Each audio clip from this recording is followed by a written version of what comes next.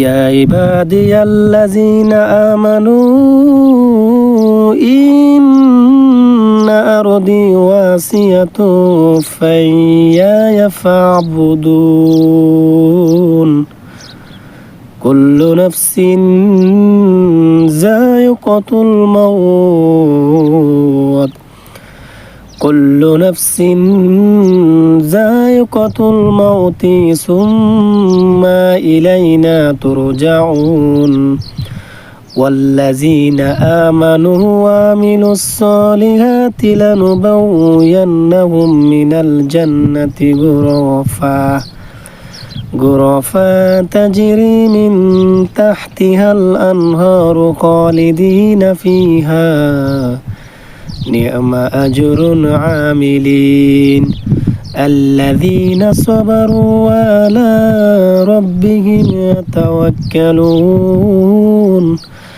الذين صبروا وعلى ربهم يتوكلون وكأعين من دابة لا تحمل رزق الله يرزقها وإياكم وهو السميع العليم।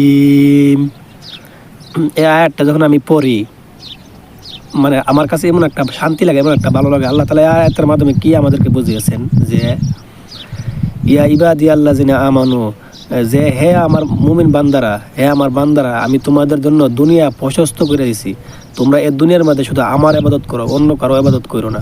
তারপর পরে আল্লাহ তাআলা কি বলছে, কুল্লু নাফসিন যায়িকাতুল মউত, মানে প্রত্যেকটা নাফস, প্রত্যেকটা জীবজন্তু, প্রত্যেকটা মানুষ, প্রত্যেকটা জিন মৃত্যুবরণ করবে।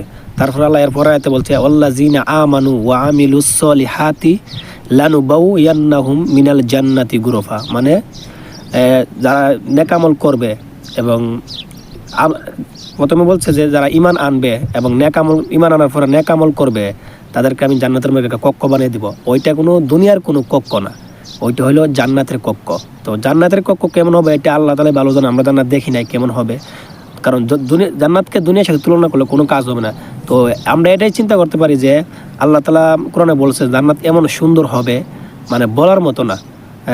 যে জান্নাতকে কোনো চোখ দেখে নাই, যে জান্নাতের আওয়াজ কোনো কান শুনে নাই, তো বলার মতো হবে না। তো আমরা এটাই বিশ্বাস করি জান্নাতের যে আল্লাহ তাআলা আমাদেরকে কক্ষ দেবে, এই কক্ষটা অনেক বড় একটা কক্ষ হবে, এটা দুনিয়ার কোনো কক্ষ না, দুনিয়ার কোনো রুম না।